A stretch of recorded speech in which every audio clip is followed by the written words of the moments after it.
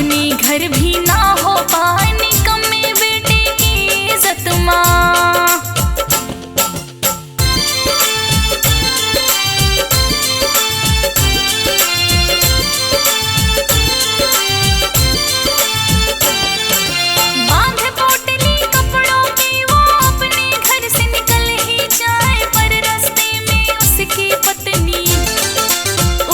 थापती उसको पाए कहने लगा अपनी पत्नी से, हम तो नौकरी करने जाए, दे दो कोई निशानी हमको।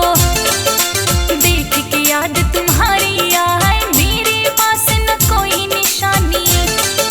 उसकी पत्नी ये बतलाए, हाथ सने थे जो गोबर से, जूतियों से है दिल लिपटाए, उस गोबर को समझ निशानी। वो परदेस चला ही जाए, घर से निकल गया है किंतु पत्नी की तो याद सताए, घर से निकल गया है किंतु।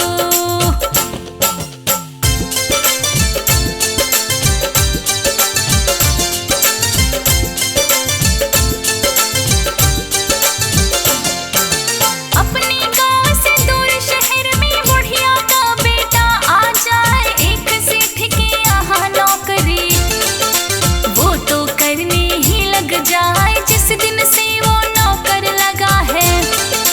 बड़ा मुनाफा होता जाए, भाग्यशाली वो सेठ समझता, बेटे की तरह लाड लड़ाए, पर पत्नी की याद उसे तो समय समय पर बड़ी सताए। और उधर उसकी पत्नी भी बन के बिरहन बड़ा दुख पाए, ऊपर से बुढ़िया के जुल्म भी छोटी बहू पर बढ़ते जाए, करती थी वो क्या बेचारी, कुछ भी सास को बोल न पाए, करती भी वो क्या बेचारी।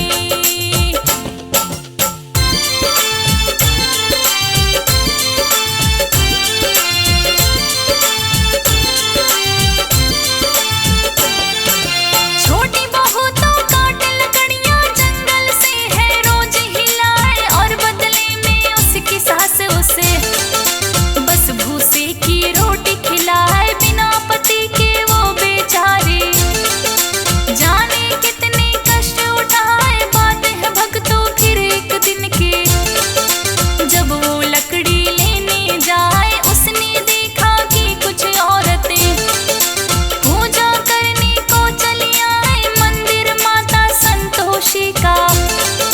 जिस मंदिर में वो आ जाए, पीछे पीछे औरतों के फिर छोटी बहू भी है चली आए, जानना चाहती है कि औरतें कौन सी माँ को नहीं मनाए, जानना चाहती है कि औरतें।